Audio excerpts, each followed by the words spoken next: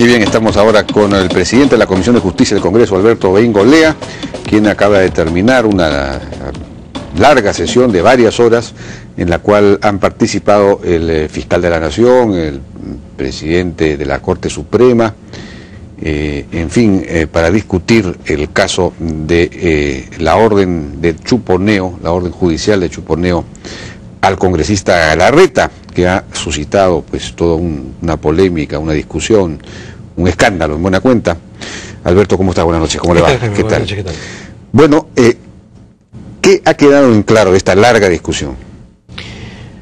Algunas cosas en las que yo me puedo sentir satisfecho. La primera es que tanto César San Martín como el doctor Peláez, con más énfasis el primero, y ambos diciendo que son opiniones personales, por cierto, porque no podrían hablar de una posición institucional hasta en tanto no se pronuncie, ambos han reconocido que a un congresista de la República no se le puede intervenir telefónicamente. Esa es una primera conclusión que me parece bien importante de cara a lo que venga en el futuro, porque si esto pasaba, estábamos expuestos a que esto se repita más de una vez. Hay un primer pronunciamiento que me parece importante. Pero la inmunidad no alcanza ese tema. Sí.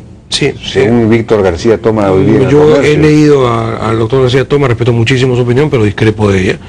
Y por dos razones. La inmunidad se refiere a la detención, digamos, uno no puede detener a un congresista ni procesarlo sin que el Pleno lo autorice. Esa es la inmunidad, pero... Discrepo por dos razones, si me permite. La primera doctrinaria y la segunda legal. Doctrinariamente hablando, la inmunidad alcanza al arresto y al proceso.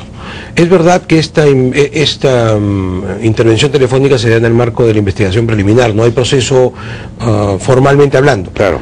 Pero la misma se da en el marco de una ley que establece la intervención del juez, la acusación del fiscal, la posibilidad de apelar cuando termine esta intervención, marca plazos, es decir, lo que marca en realidad es un procedimiento, es verdad, no es el proceso penal tal como lo entendemos, pero es un procedimiento penal, y por tanto yo creo que alcanza este procedimiento también inmunidad al proceso que tiene el parlamentario, pero además por una cuestión legal.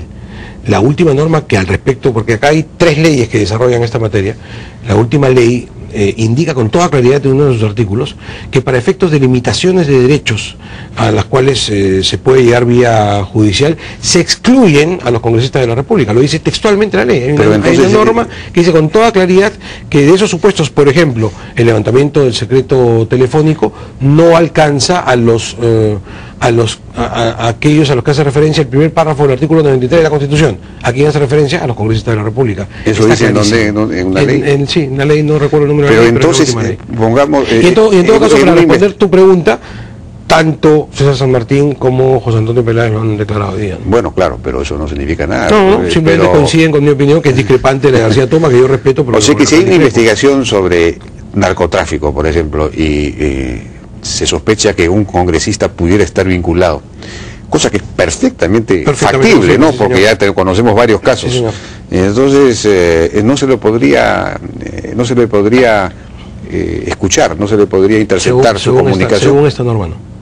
Bueno, pero eso es absurdo. Bueno, lo que hay que hacer es reformar una serie de... Lo que me ha quedado claro también, yo estoy respondiendo a las preguntas que tú me has hecho. Esta es la primera cosa que quedó claro de las declaraciones, pero lo que me ha quedado claro es que la normativa es diversa, y me parece, acá hay una tarea legislativa, necesita una nueva formulación. Esa es una cosa que me quedó clara. La segunda es que ambos han determinado de que acá tenemos que hablar de responsabilidades personales y no institucionales.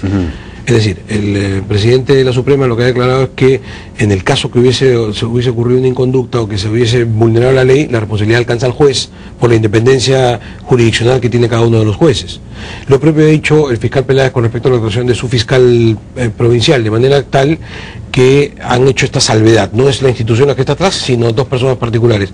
Y los dos han dicho también, para concluir el resumen, que en ambos casos se ha abierto ya el proceso interno de investigación y han prometido en ese sentido ambos celeridad a efecto que podamos tener noticias de en qué termina este Pero el fiscal Peláez ha dicho que el fiscal encargado que dispuso esta interceptación telefónica no sabía de quién era el teléfono. Ese es otro tema. No es otro tema, porque entonces Jaime, ¿qué responsabilidad tiene el fiscal? No, mejor dicho, ahí el tema es la ligereza. Es otro tema con respecto a la pregunta inicial que me hiciste.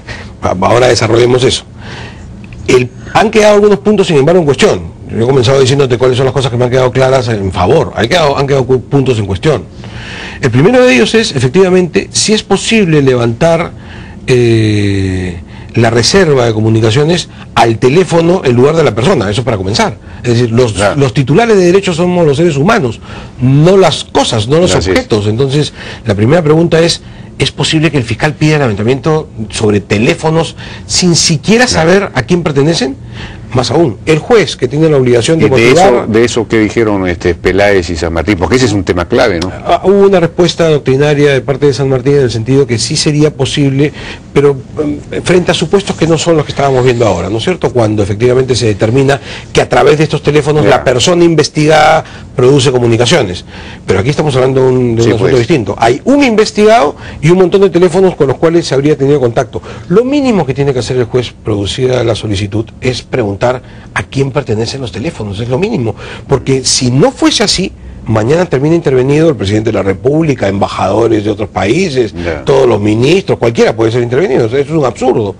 Ahora, además se debe intervenir en función de, digamos, algún motivo, alguna razón debe llevar a intervenir, no simplemente porque aparecen ahí. Por eso te hablaba de la motivación, pues. Claro. Lo primero a la hora de hacer el juicio que tiene que hacer el juez, si es razonable, si la medida es proporcional, lo primero que tiene que hacer es saber a quién está interviniendo. Es lo primero. Pero ahora, una vez que eso se sepa, ¿cómo no? Se requiere un juicio de ponderación del juez, que nos diga si es necesaria la medida, si es proporcional la medida, si es razonable la medida. Y el juez tampoco supo a quién intervenir. Todo esto evidentemente no ha ocurrido. ¿El juez tampoco supo a quién interceptaba? Dentro de las idas y vueltas de este caso extraño, ese es un primer panorama. Pero un segundo que se ha tratado de dilucidar en esta comisión y sobre el cual todavía no hay una respuesta definitiva es... Oiga, ya, ese es el supuesto absurdo de que ni fiscal ni juez sabían de quién eran los teléfonos, pero hay elementos para pensar que sí sabían de quién eran. Y los digo rápidamente. Nos han enseñado ahora el legajo que el juez San Martín enseñó, y dentro de los documentos que tuvo a la vista el juez para tomar la decisión, hay un informe de la Policía Nacional del Perú que determina los números telefónicos y la identificación de cada cual. Es cierto que solamente dice Galarreta, no dice congresista Luis Galarreta, pero dice Galarreta, lo cual tendría que haber llevado por lo menos a un indicio de decir, oye, a ver, este periodista ve temas económicos, ¿no? Galarreta es el presidente de la Comisión de Economía del Congreso, debe ser él, ¿no? Es una primera cosa. Ahora, si frente al juez quedan dudas, si sabía o no sabía, frente al fiscal quedan más dudas todavía. No solamente porque él conocía de este informe, sino porque además está ya la historia contada por el propio congresista Galarreta y por el presidente del Congreso, según la cual este fiscal, ¿no es cierto?, 4 días después fue al Congreso de la República a entrevistarse con Galarreta, diciéndole al congresista Galarreta y también al presidente del Poder Legislativo, con lo cual, además, habría ahí otra falta del fiscal, habría sorprendido a los dos, habría engañado a los dos, diciéndoles que Galarreta sería una víctima del chuponeo inicial.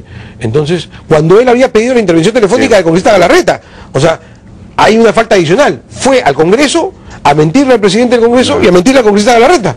Una estrategia de investigación. No, pues por favor. Bueno, Alberto, muchísimas gracias por su participación. Encantado de estar aquí. Fue Alberto Bengolea, presidente de la Comisión de Justicia del Congreso. Vamos a una pausa.